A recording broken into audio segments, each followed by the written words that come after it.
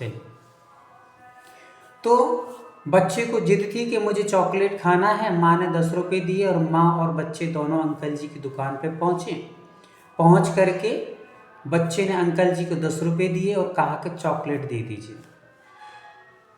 तो उसकी तोतली भाषा, उसकी छोटी सी ठिगना सा कद और प्यारी सी उसकी मुस्कुराहट को देख कर के, कद को देख कर के अंकल जी को बड़ा उससे लगाव हुआ और अंकल जी ने पूरी बॉटल खोल कर के उसके सामने दे दी कि बेटा अपनी मुट्ठी भरो और ले लो, मुट्ठी भर के ले जाओ।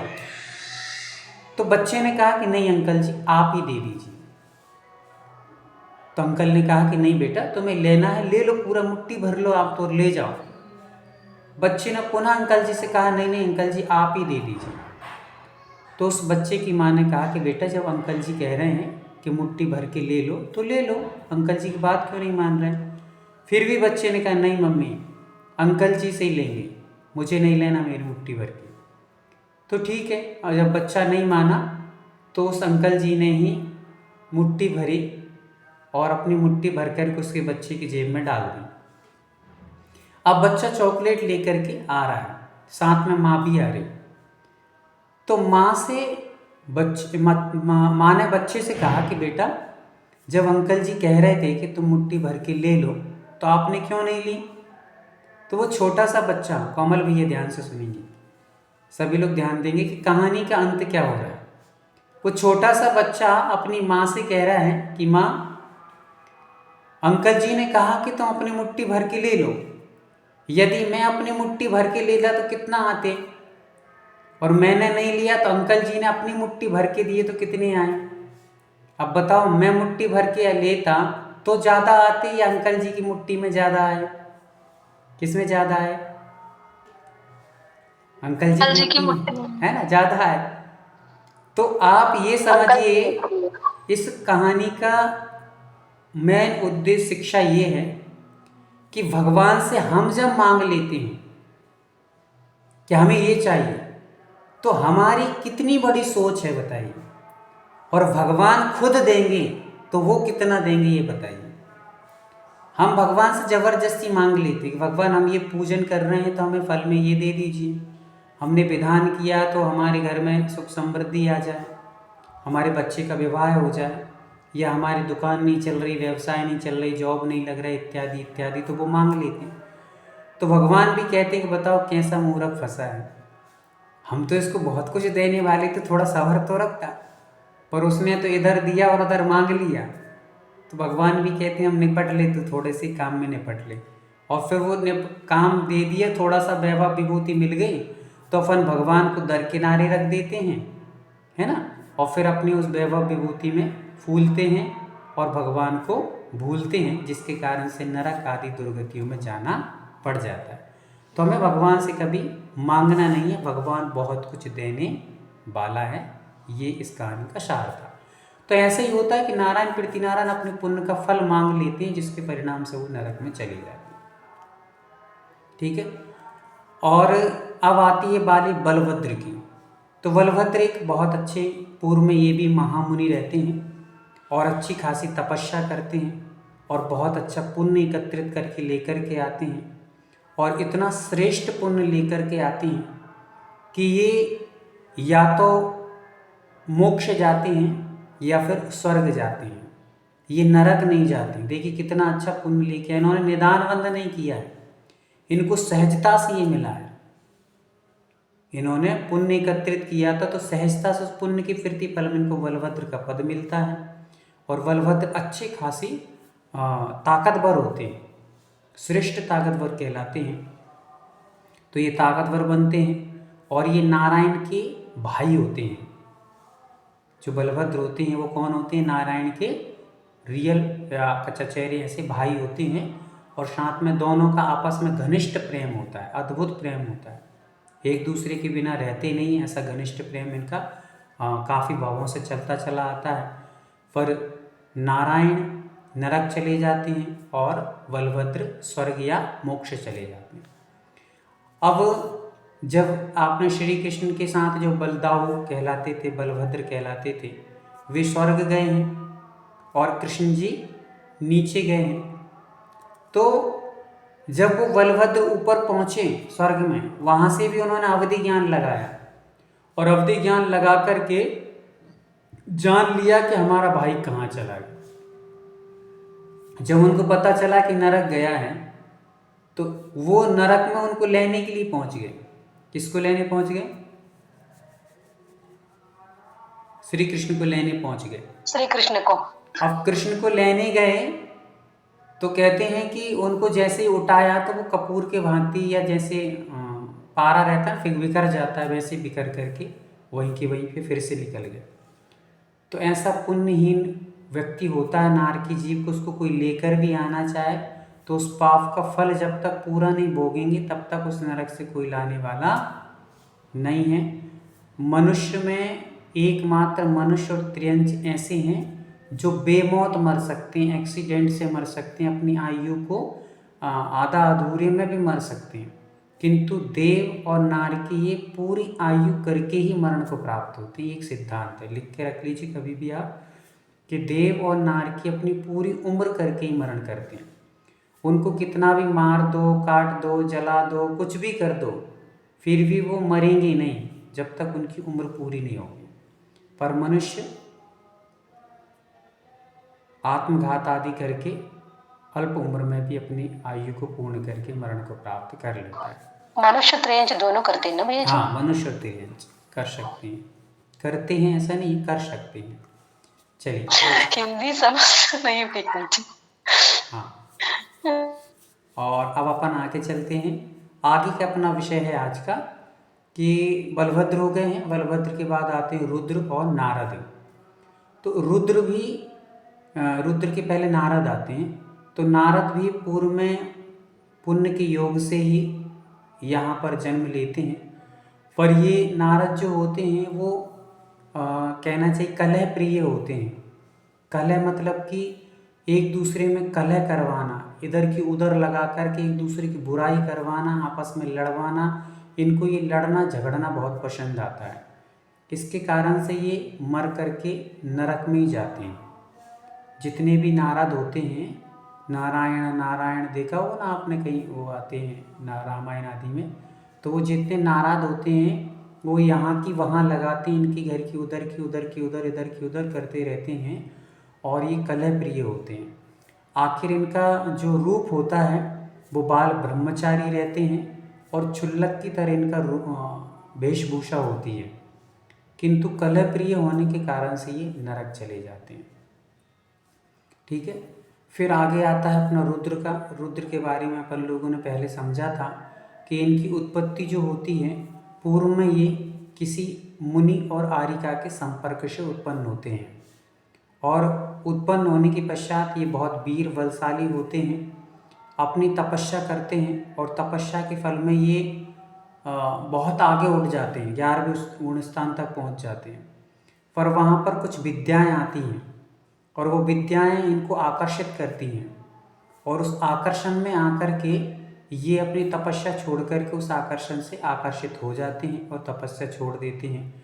फिर ये अपनी जो तपस्या से बल प्राप्त हुआ है उसका चमत्कार आदि दिखा दिखा करके लोगों को आकर्षित कर लेते हैं और आकर्षित करके अपने जीवन को ऐसे ही एक दूसरे को अटैचमेंट करने में, आकर्षित करने में, जादू टोना करने, अपनी अतिशय चमत्कार दिखाने में अपना पूरा जीवन समाप्त करते हैं और ये भी मर कर के नियम से नरक ही जाते हैं। तो नरक जाने वाले कितने पद हो गए हैं? फर्स्ट नारायण, फिर पृथ्वीनारायण, रुद्र और नारद, ये चारों पद ही नरक में जाने के योग्य होते हैं। बाकी का कोई नरक का नियम नहीं है। चक्रवर्ती जा सकते हैं भैया जी? जी भैया, चक्रवर्ती भी जा सकते हैं ना भैया जी? जा सकते हैं पर नियम नहीं है, नियम की तरह नहीं है। हाँ, यहाँ पर नियम की बात चल रही है। नियम तो जाने का किसका है? ये चार तो नियम से जाएंगे, कितना भी कुछ कर लें पर इनको नियम से नरक ही जाना है। किंतु चक्रवर्ती स्वर्ग, मोक्ष और नरक कहीं भी जा सकता है। और कामदेव होते हैं, स्वर्ग मोक्ष जाने का नियम किस किस का है? अच्छा ये बताइए, नियम से मोक्ष ही जाते हैं। तीर्थंकर कामदेव, तीर्थंकर और कामदेव, ये 2 मोक्षगामी होती है नियम से, 4 नरकगामी होती है नियम से।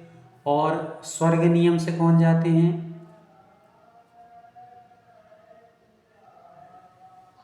बलभद्र तीर्थंकर माता पिता। हाँ, अस्मिता दीदी आपका म्यूट अनम्यूट है शायद। तीर्थंकर माता पिता नियम से स्वर्ग जाते हैं और चक्रवर्ती नियम से नहीं जाते, लेकिन उनका स्वर्ग भी जा सकते हैं, मोक्ष भी जा सकते हैं और नरक भी जा सकते हैं। तो नियम से स्वर्ग मात्र माता का है, पिता कदाचित मोक्ष भी जा सकते हैं, कोई हाँ, क्योंकि वो मुनि मतलब पुरुष होते हैं, तो तपस्या करके कदाचित मुनि बन करके और मोक्ष भी जा सकते हैं, कोई उसकी रोक टोक नहीं है। किंतु माता नियम से स्वर्ग जाती है और कामदेव जितने यानी कुलकर जितने होते हैं वो भी सब स्वर्ग ही जाते हैं नियम से। भैया जी, आपने प्रथम मोक्षगामी आदिनाथ तीर्थंकर जी के किस बेटे का नाम बताया था? प्रथम मोक्षगामी? हाँ जी। देखिए, दोनों प्रमाण मिलते हैं। पहला प्रमाण ये भी है कि बाहुबली भगवान पहले मोक्ष गए हैं, फिर उसके दूसरा प्रमाण ये मिलता है कि अनंत कीर्ति जो अनंत वीर्य थे वे भी मोक्ष गए हैं।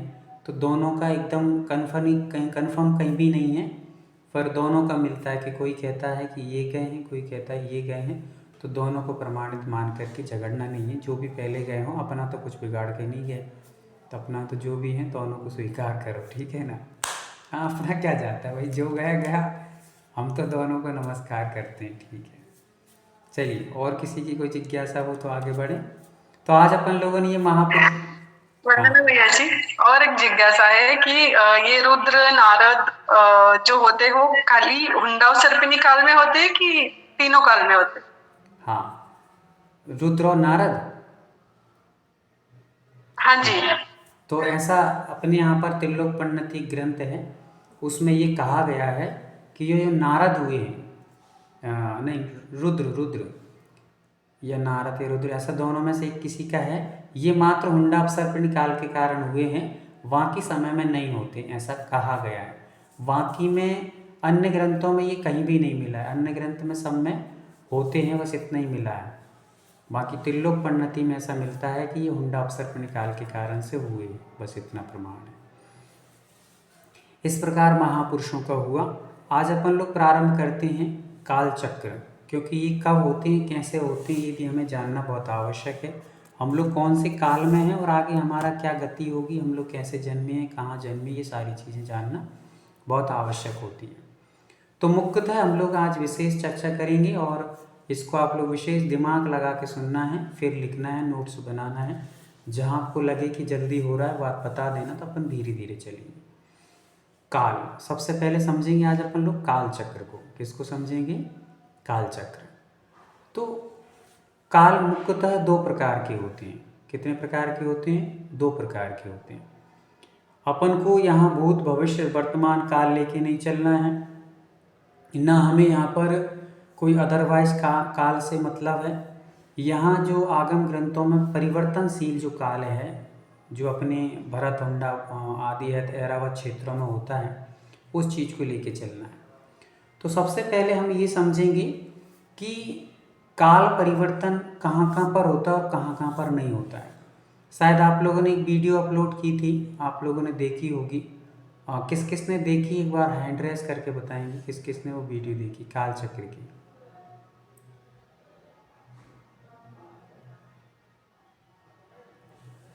चलिए, उस वीडियो को मैं यहाँ पर स्क्रीन शेयर कर रहा हूँ, उसको देखकर अपन लोग कुछ कुछ समझने का प्रयास करते हैं।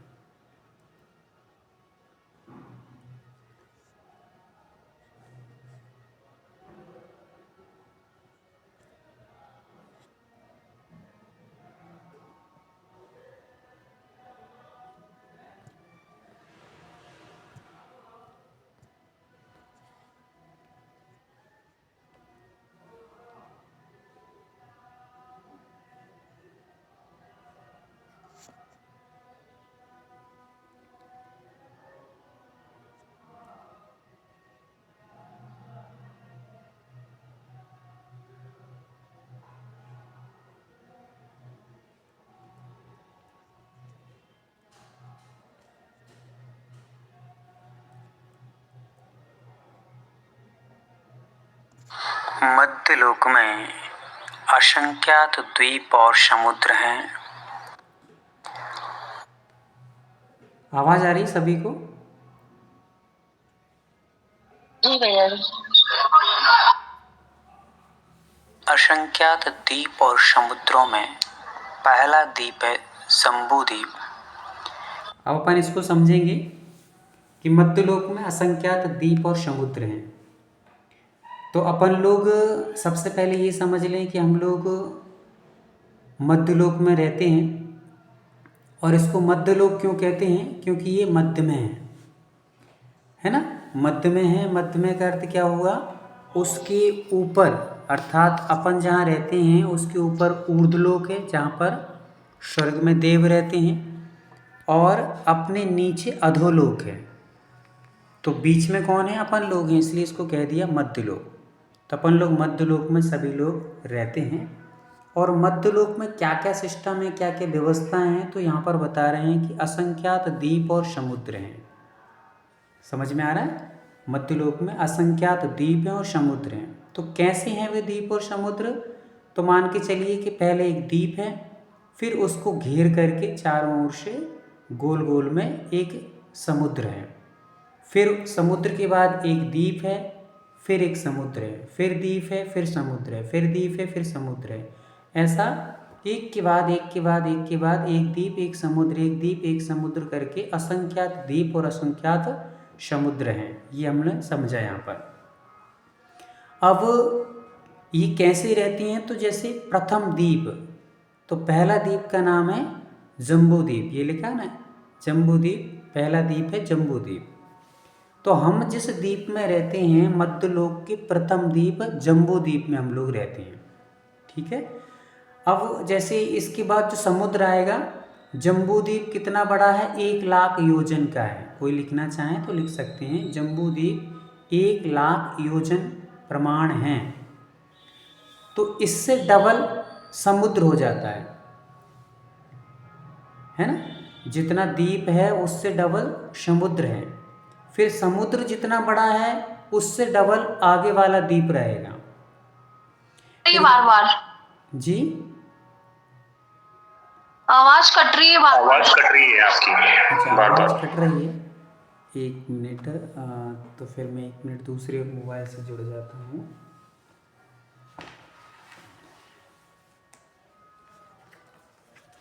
अभी आ रही है आपको आवाज़? भैया जी आपकी आवाज नहीं आ रही है। एक मिनट, मैं दूसरे मोबाइल से जुड़ रहा हूँ, एक मिनट रुक जाइए।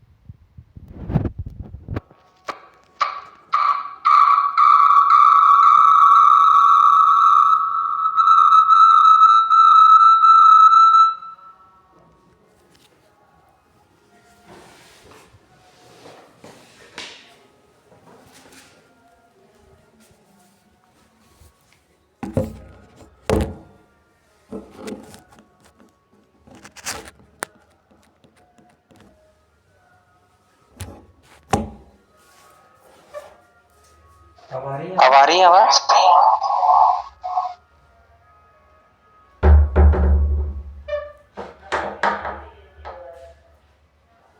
आएगी, थोड़ा सा धैर्य रखें। चलिए आने लगी ना आवाज? हाँ, तो अपन लोग क्या समझ रहे थे कि जम्बू द्वीप, ये जम्बू द्वीप कहाँ पे है? तो भारत क्षेत्र में है। भारत क्षेत्र के पहले द्वीप का नाम क्या है? यदि कोई प्रश्न पूछेगा आपसे तो आपको क्या नाम लेना है? जम्बू द्वीप। है ना। म्यूट करके भी उत्तर आप लोग नहीं दे सकते हैं, अनम्यूट करके, तो आप लोग लिख करके भी दे सकते हैं, कभी कभी कोई उत्तर देना रहे तो आपको। तो सबसे पहले हम लोग जम्बू द्वीप में रहते हैं। यदि जम्बू द्वीप के बाद जो समुद्र आएगा ना, तो उसको जम्बू द्वीप से डबल हो जाएगा। कैसा हो जाएगा? डबल। फिर उसके बाद अगला जो द्वीप आएगा वो समुद्र से भी डबल हो जाएगा।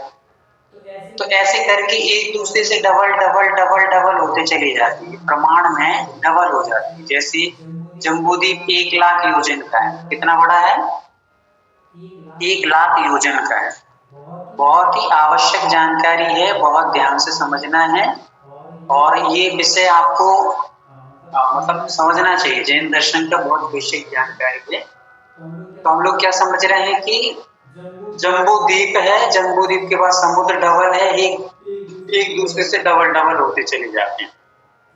जम्बू द्वीप 1,00,000 योजन का है। कितना बड़ा है? 1,00,000 योजन। समुद्र कितना हो जाएगा? 2,00,000 योजन होगा ना, डबल। फिर उसके बाद जो समुद्र आएगा वो कितना बड़ा हो जाएगा? 4,00,000 योजन का। फिर उस द्वीप का जो समुद्र आएगा वो कितना हो जाएगा? 8,00,000 योजन। ऐसे बढ़ता बढ़ते चले जाएंगे द्वीप, तो फिर बड़ा समुद्र, समुद्र डबल द्वीप, द्वीप से डबल समुद्र, ऐसे ही क्रम समझते चले जाना। अब समझते हैं हम लोग कि जम्बू द्वीप में 7 क्षेत्र होते हैं। कितने क्षेत्र होते हैं? 7 क्षेत्र होते हैं। पहला क्षेत्र है भरत क्षेत्र। कौन सा क्षेत्र है? अपन कौन से क्षेत्र में रहते हैं? भरत क्षेत्र। भरत क्षेत्र। भरत, फिर उसके बाद आता है हेमवत क्षेत्र, फिर हरि क्षेत्र, फिर विदेह क्षेत्र, फिर रम्यक क्षेत्र, फिर हैरण्यवत क्षेत्र, और फिर ऐरावत क्षेत्र। ऐसे ये 7 क्षेत्र हैं। कितने क्षेत्र हैं? 7। फिर से बोल दे रहा हूँ, जिनको लिख नहीं पाए हो वो आप आराम से लिख लेंगे। पहला क्षेत्र है भरत, दूसरा हेमवत, तीसरा हरि क्षेत्र, चौथा है विदेह क्षेत्र, पांचवा है रम्यक क्षेत्र, रम्यक, छठवा है हैरण्यवत क्षेत्र, और सातवां है ऐरावत क्षेत्र। ऐसे ही 7 क्षेत्र हैं जम्बू द्वीप में। ठीक है, अब बहुत ध्यान से समझना, बहुत बेसिक जानकारी समझेंगे हम लोग आगे चलकर, ये बेस तैयार हो जाता है। तो 7 क्षेत्रों के नाम आप लोगों को व्यवस्थित याद हो गए ना? भरत, हेमवत, हरि, विदेह, रम्यक, हैरण्यवत और ऐरावत। अब इन 7 क्षेत्रों में ओनली लास्ट का पहला जो क्षेत्र है वो आपको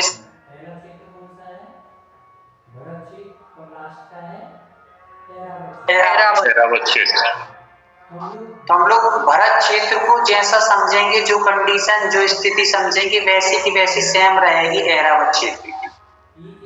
इस एक की व्यवस्था समझने से दूसरे लास्ट वाली की व्यवस्था अपने आप समझ में आ जाएगी। जैसे मान लीजिए आज अपन लोग ऑनलाइन बैठ करके यहाँ पर पाठशाला पढ़ रहे हैं, वैसे ही वहां पर भी कोई भैया जी ऑनलाइन पाठशाला चला रहे हैं। कहाँ पर? ऐरावत क्षेत्र में। ठीक है ना? तो ऐसी सेम टू सेम वहां पर भी व्यवस्थाएं चल रही होंगी। जैसा अपना पंचम काल चल रहा है वैसे ही वहां भी चल रहा होगा। तब समझिए, ये दोनों ही क्षेत्र हैं जो भरत और ऐरावत, इन क्षेत्रों में ही काल परिवर्तन होता है। भोग भूमि होती है, फिर कर्म भूमि होती है, फिर भोग भूमि होती है, फिर कर्म भूमि होती है। उनके 6 काल होते हैं, है ना? वो अपन समझेंगे।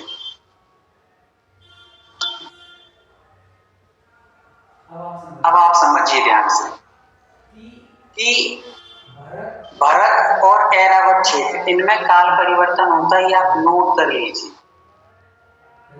कर लिया? अब आगे चलिए।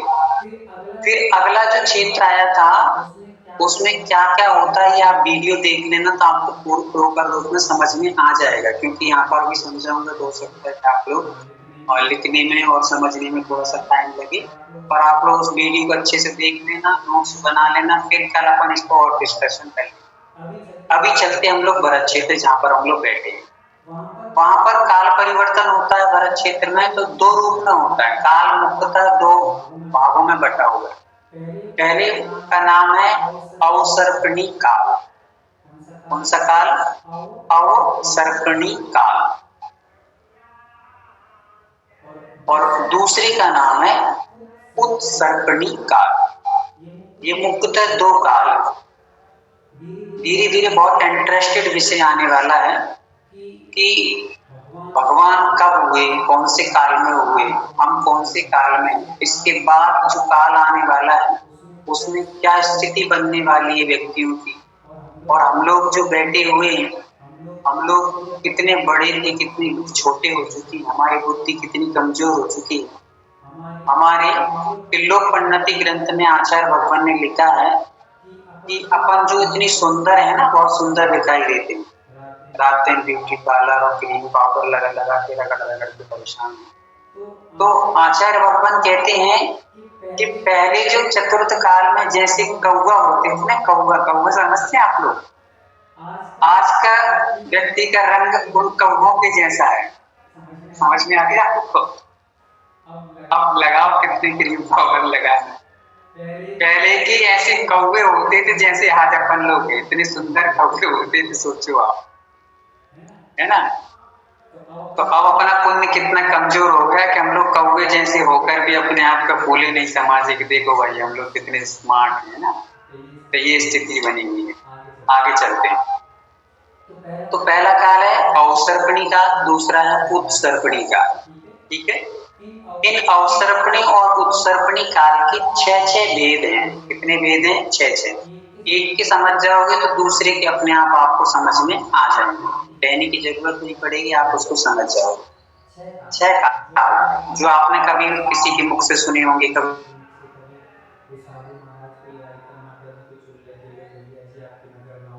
गाँव में आए होंगे, तो उन्होंने कभी पढ़ाया भी होगा। तो उसी चीज को हम लोग व्यवस्थित तरीके से यहाँ पे समझेंगे। पहले काल का नाम है सुखमा सुखमा। जिसको शुद्ध भाषा में कह रहा हूँ यहाँ से, वैसे ग्रंथों में उसको सुषमा सुषमा कहा जाता है। पर हम लोग यहाँ पर इतना समझ लो आप तो कि पहले काल का नाम है सुखमा सुखमा। दूसरे काल का नाम है सुखमा काल। एक सुखमा कम हो गया, मात्र सुखमा बचा। ठीक है। पहला काल हो गया सुखमा सुखमा, दूसरा हो गया सुखमा। अब तीसरा काल आ गया। तो तीसरा काल है सुखमा दुखमा। सुख के साथ अब दुख आ गया। चलिए, तो कितने हो गए? तीन काल में। अब आ गया चौथा काल। तो तीसरे काल में क्या था? पहले सुख था, फिर दुख था, सुखमा दुखमा। अब इसको हम लोग पलट देंगे, विपरीत कर देंगे। तो चौथे काल का नाम होगा पहले दुखमा, फिर सुखमा।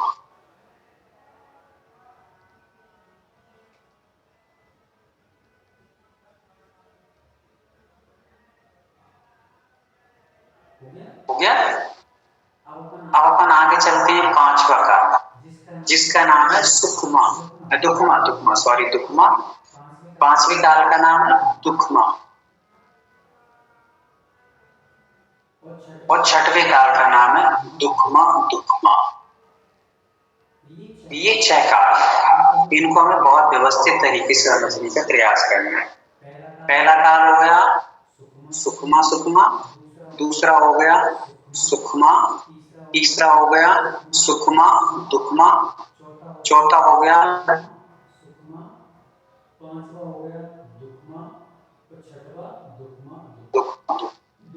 दुखमा। अब इसको समझिए। पहला काल, दूसरा काल, तीसरा काल, ये तीन कालों में भोग भूमि रहती है। क्या रहती है? भोग भूमि। पहला काल सुखमा सुखमा, दूसरा काल सुखमा, तीसरा सुखमा दुखमा, इन तीन में भोग भूमि रहती है। भोग भूमि रहती है। तो पहले में उत्तम भोग भूमि रहती है, दूसरे में मध्यम भोग भूमि रहती है और तीसरे में जघन्य भोग भूमि रहती है। एक चार्ट बनाएंगे ना तो वो बनता चला जाएगा। पहली भोग भूमि उत्तम भोग भूमि सुकमा सुकमा, पहली भोग भूमि उत्तम भोग भूमि सुकमा सुकमा, फिर सुकमा दूसरी जो है वो जघन्य भोग भूमि और सुकमा तुकमा नाम की जो है वो सॉरी मध्यम भोग भूमि जघन्य भोग भूमि। चलिए अब जैसे आप लोग कैसे समझे कि भाई सुकमा दुकमा कैसे समझा आपने, कैसे कर्म भूमि कैसे भोग भूमि, तो एक इसका एक अपने आप में एक रीजन यहाँ पे सामने दिख रहा है। थोड़ा सा ध्यान लगा के सुनेंगे आप लोग तो आपको समझ में आएगा। हमने तीसरा काल पढ़ा सुकमा दुखमा। अभी तक हमें पहले में सुखी सुख मिला, दूसरे में हमें सुख मिला, तीसरे में हमें सुख के साथ क्या मिल रहा है, दुख मिल रहा है। दुख क्यों मिल रहा है? क्योंकि अब अंत समय में हमें यहाँ पर कर्म भूमि प्रारंभ हो जाती है। तो कर्म भूमि में हमें मेहनत करना पड़ता है और मेहनत करने में थोड़ा तो दुख तो होता ही है, इसलिए सुख के साथ क्या जुड़ गया, दुख। अभी तक हम भोग भूमि में कोई भी परिश्रम नहीं करते थे, मेहनत नहीं करते थे, कोई भी खेती बाड़ी आदि कुछ नहीं करना पड़ता, इसलिए क्या था, सुखी सुख मिल रहा है। और अब जब लास्ट की भोग भूमि आई है तो उसमें अंत में जुड़ गया सुखमा के साथ दुखमा, क्योंकि अब वहां दुख भी होगा। लास्ट का जब काल आता है तो उस समय कल्प वृक्ष नष्ट होने लगते हैं और कल्प वृक्ष नष्ट होने लगते हैं तो जो वस्तुएं प्राप्त होती थी भरपूर मात्रा में खाने पीने आदि की सहजता से कल्प वृक्षों के माध्यम से भोग भूमि के जीवों को, वे सब कल्प वृक्ष अल्प होते जाते हैं और वस्तु भी कम कम देते हैं, तो वहां के लोग परेशान होने लगते हैं, दुखी होने लगते। इसके कारण से सुख के साथ दुख जुड़ जाता है। ठीक है, अब चलिए थोड़ा सा समझते हैं। पहले ये जो 6 कालों के नाम अपन ने समझे हैं उनके हम लोग प्रमाण समझते हैं कितने बड़े होते हैं, और फिर हम लोग आते हैं भोग भूमि पर। तो भोग भूमि में कैसी कैसी व्यवस्था होती है बहुत जानना अनिवार्य और रोचक विषय रहेगा। उसके पहले हम लोग ये समझ लेते हैं कि आपने पहला काल लिखा था सुकमा सुकमा, ये कितना बड़ा होता है, तो 4 कोड़ा कोड़ी सागर का होता है। एक चार्ट बना लेना बाद में, अभी जैसे सुकमा सुकमा लिखा है उसी के आगे पीछे लिख लो 4 कोड़ा कोड़ी। फिर दूसरा जो है काल जिसका नाम सुकमा वो है 3 कोड़ा कोड़ी सागर का। फिर तीसरा जो काल है जिसका नाम है सुकमा दुखमा वो है 2 कोड़ा कोड़ी सागर।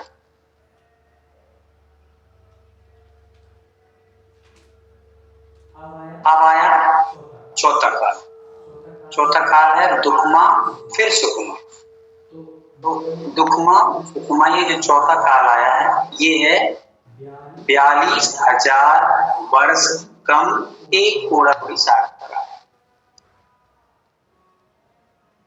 कितना बड़ा है, 42,000 वर्ष कम 1 कोड़ा कोड़ी सागर का। फिर आया 5वां काल जिसका नाम है दुखमा, ये है 21,000 वर्ष का, ओनली 21,000 वर्ष का। फिर आया 6वां काल दुखमा दुखमा, ये भी 21,000 वर्ष का है। ऐसे करके हमें समझ लेना चाहिए कि ये जितना पूरा काउंट यदि आप करोगे 4 कोड़ा कोड़ी, फिर 3 कोड़ा कोड़ी, 2 कोड़ा कोड़ी, फिर आप 42,000 वर्ष कम 1 कोड़ा कोड़ी सागर का, फिर 21,000 वर्ष का, ये टोटल करोगे तो टोटल आएगा 10 कोड़ा कोड़ी सागर। आएगा 10 कोड़ा कोड़ी सागर टोटल हो जाएगा। कितना हो जाएगा, 10 कोड़ा कोड़ी सागर।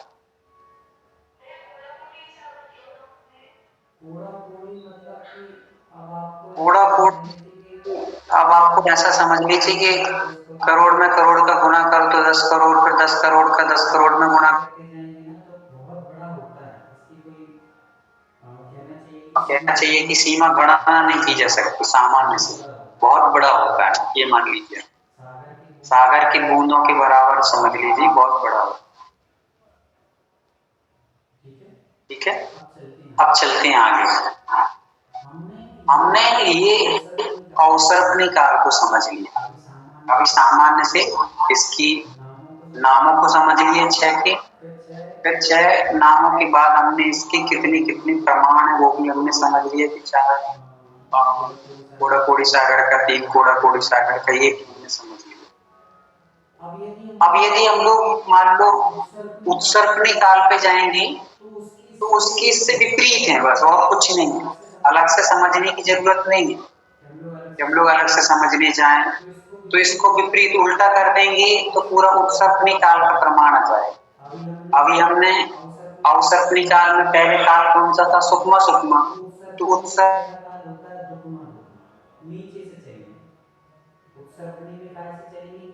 नीचे से चलेंगे ऊपर की ओर, और यहाँ चले थे नीचे से ऊपर की ओर। तो अब आप ये कल लिखेंगे आप, अभी ब्रह्मा आपको परेशान न कोई, बस अभी आप इतना लिख लीजिए कि अवसर्पणी काल किसे कहते हैं, परिभाषा लिख लीजिए। अवसर्पणी काल कोई आपसे पूछने लगे कि पहले हमें अवसर्पणी काल की परिभाषा बताइए,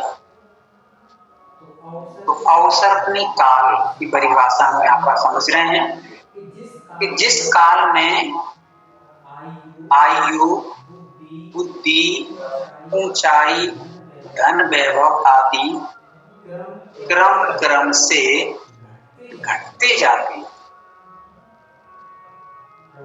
क्या हो जाती है? घटते जाते हैं। क्या क्या घट गया?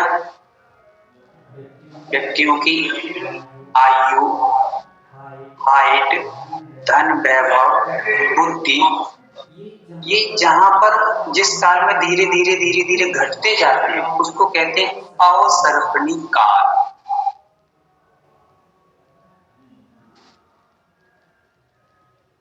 और उत्सर्पणी काल की परिभाषा क्या बनाएंगे? तो इसकी विपरीत बना लीजिए। इसमें क्या होगा? तो क्रम क्रम से घटते हैं, और उत्सर्पणी काल में क्या होता है? धन, वैभव, बुद्धि, आयु, व्यक्ति ऊंचाई सब क्रम क्रम से बढ़ते क्रम में जाते हैं।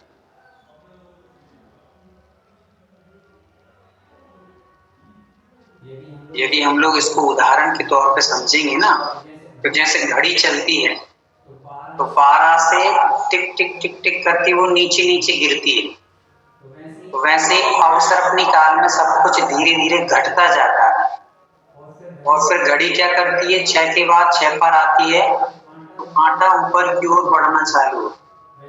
वैसे उत्सर्पणी काल में धीरे धीरे आयु, बुद्धि, हाइट, धन, वैभव सब बढ़ता चला है। ऐसा हमें समझना चाहिए।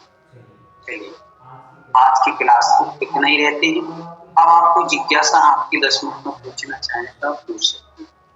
कुछ वैसे रह गया हो या कुछ आ नहीं रहा हो आप पूछ सकते हैं। कोई आपका क्लास संबंधी कोई भी टॉपिक पुराना कोई प्रश्न रह गया हो। भैया महायोजन उसके बारे में बताइए। कल के प्रश्न पत्रिका में क्वेश्चन था ना वो। महायोजन अपन 2 प्रकार के योजन समझे थे, एक लघु योजन, एक महायोजन। लघु योजन जो होता है 4 कोष का एक योजन होता है लघु योजन, और जो महायोजन होता है वो 2000 धनुष का एक महायोजन होता है।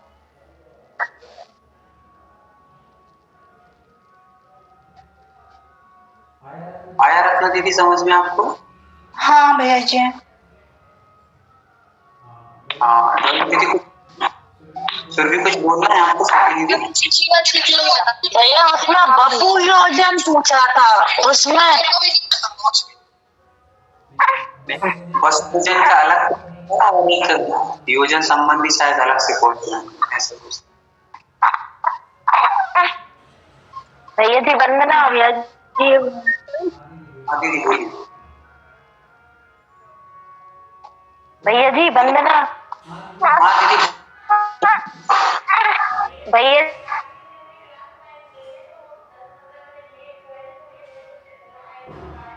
क्या बोला आपने? उसको अगर हमें पढ़ना है तो कैसे से पढ़ेंगे फिर? कोई लिंक वगैरह है? हाँ इसकी पूरी वीडियो अभी मिलेगी। आप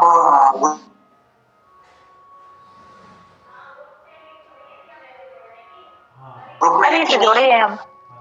हाँ कोई दिक्कत नहीं है। ग्रुप में अभी जो क्लास चल रही है ना, पूरी रिकॉर्डिंग चल रही है इसकी, पूरी रिकॉर्डिंग आपको डाली जाएगी अभी। तो आप ग्रुप जी में भैया जी। यूट्यूब पर पूरी लिंक डाली जाती है, तो आपको ग्रुप में भी शेयर की जाएगी, आप उससे जुड़ जाना, उससे जी पढ़ भैया लेना। चलिए कोई और जिज्ञासा किसी की है? मुझे वंदना भैया जी, हाँ पूछिए।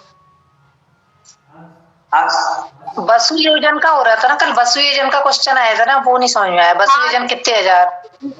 इसका आंसर है 8 योजन चौड़ा कलश। हाँ एक मिनट।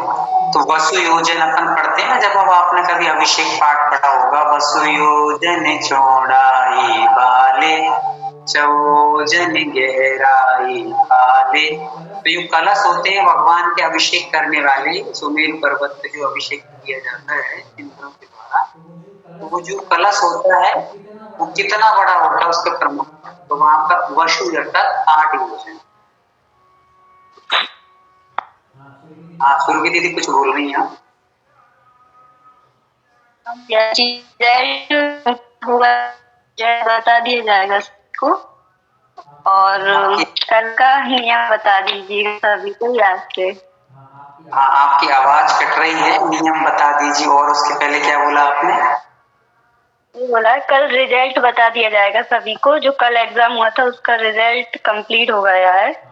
हाँ कल का जो एग्जाम आपने दिया था सबने, उसका रिजल्ट कंप्लीट हो गया है। और नियमों को कुछ पाठशाला के नियमों को बदलते हुए ऐसा कार्य किया गया है कि अब आपके 3 सप्ताह में पेपर होंगे, जो साप्ताहिक पेपर अपना चलता है। बाद महीने का लास्ट में पेपर होगा जो कि पूरा जितना पढ़ाया है उससे रिलेटिव होगा। और उसके साथ साथ में आपको विशेष ये रहेगा कि फर्स्ट सेकंड थर्ड ये टेस्ट जो होंगे मासिक, इनके 10-10 अंक आपके लास्ट का पेपर जो मासिक रहेगा अंत में उसमें जोड़े जाएंगे। और उसमें जो फर्स्ट सेकंड आएगा उनको पारितोषिक अर्थात पुरस्कार के रूप में अच्छा कोई पुरस्कार घोषित किया जाएगा। ऐसे ये नियम यहाँ पर लागू किए गए हैं। तो आप लोग अच्छे से पढ़ाई करें, अपने नोट्स तैयार करें। नोट्स आपको महीने के लास्ट में कम से कम भेजना रहेगा और वो चेक किए जाएंगे आपके व्यवस्थित, उसके भी कुछ मार्क्स आपको यहाँ पर जोड़े जाएंगे। उसका ग्रेड दिया जाएगा। हाँ तो इस प्रकार से ग्रेड सही रहेगा। जी जी। अब इस प्रकार से आप लोग और कोई जिज्ञासा पूछना हो तो पूछ सकते हैं, या फिर भैया का एक नारायण का क्वेश्चन था। नारायण में वो है ना तब भी करते थे और है ना निदान भी करते थे, लेकिन उसमें गलत कर दिया था वो निदान दोनों का। देखिए ऐसा है, क्या करते थे, तो वहां क्या करते थे नहीं दिया, क्या करते हैं ऐसा नहीं आया था। तो वे निदान करते हैं, क्या करते थे और क्या करते हैं दोनों में बहुत अंतर है प्रश्न में। क्या करते थे बहुवचन हो गया, क्या करते हैं तो ये एक वचन में निदान बदल उसका उत्तर आता है। क्या करते थे तो वो करते रहते।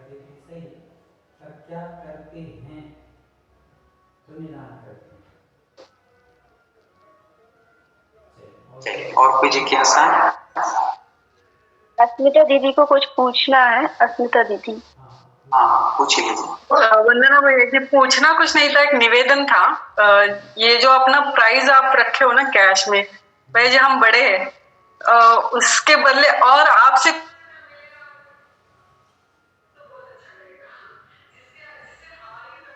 भजन की ओर हमारी लगन बढ़े। ये निवेदन था मेरी तरफ से। अच्छा निवेदन है, पर गुरुजी कहते थे कि कोई यदि शिक्षा प्राप्त कर रहा है, शिक्षा यानी कि वो आगे बढ़ रहा है, तो उसको उत्साहवर्धन जरूर होना चाहिए। तो आप लोग जो मेहनत करेंगे उसके लिए आपका उत्साहवर्धन का ही कार्य है। बाकी इसको कुछ और नहीं समझना है, सबका उत्साह बढ़ा रहे और आगे भी लोगों को उत्साहित आप करते रहें। उस उद्देश्य से यहाँ पर ये कार्य किया जा रहा है, ना कि किसी की मान सम्मान आदि के लिए अपना अपना उत्साह बढ़ाने के लिए किया जा रहा है ना।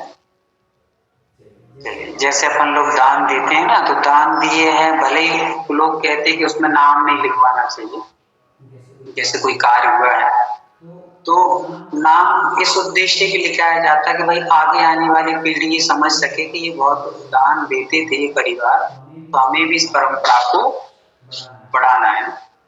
इस उद्देश्य से भी दान दिया जाता है। तो वो नाम का हमेशा एक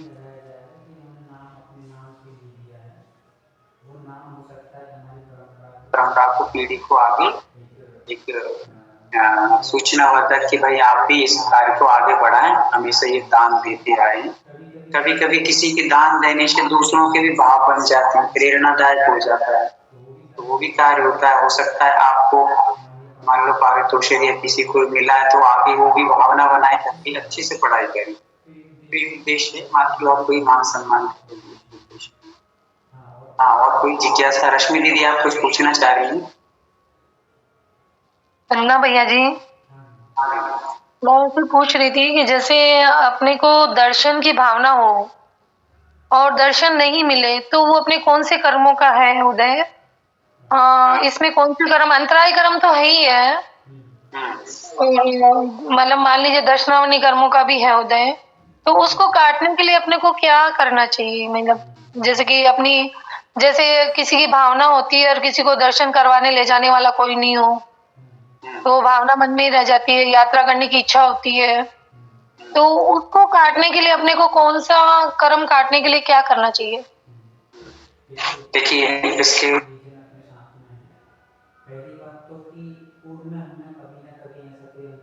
कार्यक्रम बांधा था, किसी को दर्शन आदि में बाधा डाली होगी, उसके कारण से आज अपने सामने ये समस्या मतलब प्रकट हो रही है, समस्या आ रही है। तो पहले हम लोग उस चीज का चिंतन करें कि हमने जो पूर्व में किया है वो कर्म हमारा दूर हो, पहली बात। दूसरी बात, ऐसा होता है कि कभी कभी हम लोग दर्शन आदि के लिए जाते हैं, तो मान लो पहले कभी गए होंगे, उस दर्शन का उद्देश्य कुछ और होता है। जैसे कि हम लोग शिखर जी गए, एंजॉय करके आ गए, बढ़िया होटलों में घूमे, यहाँ घूमे, वहां घूमे, इधर फोटो, इधर वीडियो बनाया। और तो ये जो हमने जो क्षेत्रों का अभिनय अनादर किया है, ये जो दर्शन का भाव बना के गए थे, मतलब एक दर्शन का हमने बहाना बना,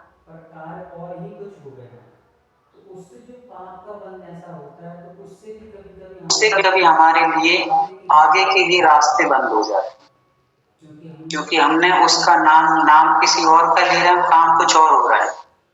तो इससे भी हमारे लिए ऐसे दर्शनावरणी कर्म आदि के बंद हो जाते हैं। इसी की भाव नहीं कि आगे के लिए फिर हमारे रास्ते बंद हो जाते, पुण्य हमारा क्षीण हो जाता, मंद पड़ जाता है।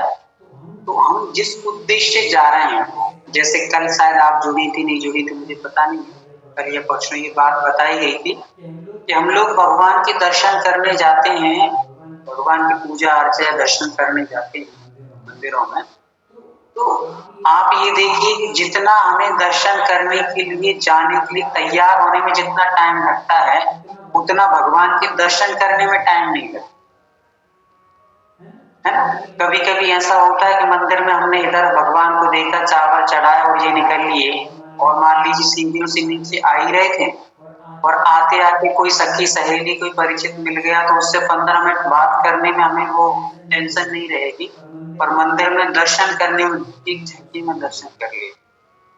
तो भगवान के उद्देश्य हम लोग दर्शन का लेके गए थे, वहां हमने टाइम तो नहीं लगाया, पर हमने बातचीत में तो टाइम निकाला। तो फिर कभी कभी ऐसे दर्शनावरणी कर्म का बंद हो जाता है कि फिर हमें आगे सोचते भी हैं कि उस उद्देश्य हम घर से बाहर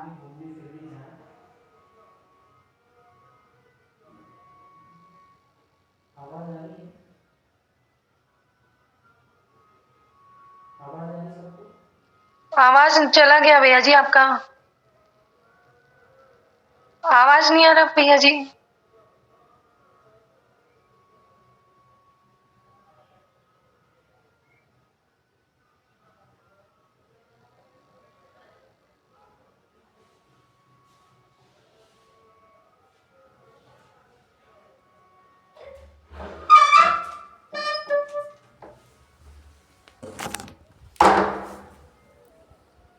आवाज़ आ रही है आप लोग को? भैया नहीं, आवाज नहीं आ रही थी आपका, बीच में भी ब्रेक हो गया, आवाज नहीं आ रहा। वो थोड़ा सा उसका नेट चला गया है, आज की लिमिट पूरी हो गई है। हाँ तो अब आ इसी रहा पर- भैया जी। हाँ, तो मैं आपको यही बता रहा था कि ये सारे कार्य ना करके हम लोग जिस उद्देश्य से भगवान के दर्शन पूजन को गए हैं, उस उद्देश्य को पूरा भक्ति भाव से कर लें।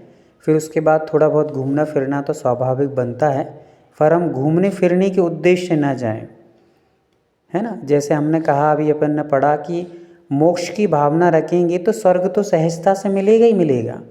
वैसे ही हम लोग कहीं भी दर्शन करने से करची जाएं या और भी जो भी जाएंगे, तो वहाँ जाएंगे तो घूमना तो हमें सहजता से मिलेगा ही, पर इस भाव से नहीं जाएं कि चलो घूम फिर आएँ। थोड़ा सा छुट्टी हो गई है, हॉलीडे हैं, बच्चों की छुट्टियाँ हो गई हैं, तो थोड़ा घूम फिर लेते हैं, ये उद्देश्य नहीं है। हम भगवान के दर्शन पूजन के लिए वर्ण बढ़ाने के उद्देश्य से जाएं, फिर घूमना फिरना तो सहजता से हो जाएगा, पर उद्देश्य हमारा तीर्थ वंदना और पुण्य कमाने का ही होना चाहिए। ऐसा नहीं कि होटलों में अपन या बाहर घूमने या बात करने में तो समय घंटों घंटों लगा दें, और जो जिस उद्देश्य गए थे वो उद्देश्य तो हम लोग एक क्षण में पूरा करके और आ जाएं। ऐसा करके इससे भी दर्शनावरणी कर्म का बंद होता है। फिर इसके साथ साथ वेदनी कर्म भी जुड़ा रहता है। कौन सा कर्म? वेदनी कर्म। एकमात्र हाँ, वेदनी कर्म ऐसा कर्म है कि जो सारे कर्मों के साथ जुड़ा है। सारे कर्म सेल्फ डिपेंड हैं, पर वेदनी कर्म सबके साथ जुड़ा रहता है। वो कैसे जुड़ा रहता है, कल आप लोग मुझसे पूछ लेना, अभी क्लास का टाइम हो चुका है अपना, अपन इस चीज़ को कल समझेंगे। आज के लिए इतना ही रहने देते हैं और हाथों को जोड़ेंगे, जिनवाणी स्तुति करेंगे। और मैं आपसे एक और बात कहूँगा अंत में कि पूज्य अपने संघ के एक महाराज जी हैं, जिनका नाम है आय सागर जी महाराज जी, और जवान उम्र थी उनकी, पर एकाएक सोराइसिस उनको रोग हो गया है और काफ़ी दिनों से था, पर बहुत ज़्यादा बढ़ने के कारण से उनको वो पूरे शरीर में मवाद जैसे पस कहते हैं वो फट गया है, तो पूरा मवाद आदि निकल रही, जिसके कारण से महाराज जी ने समाधि अंगीकार कर ली है। अपन लोग सब ऐसी भावना भाएं कि मतलब एक एक जाप करें उनके लिए, ताकि वे स्वस्थ हो जाएंगे तो हो सकता है कि फिर से वो अपनी नियम समाधि को शायद उन्होंने धारण किया है, पर यदि वो स्वस्थ हो जाते हैं तो फिर से अपने जीवन को अच्छे से चर्या का पालन करते हुए निर्वाह करेंगे।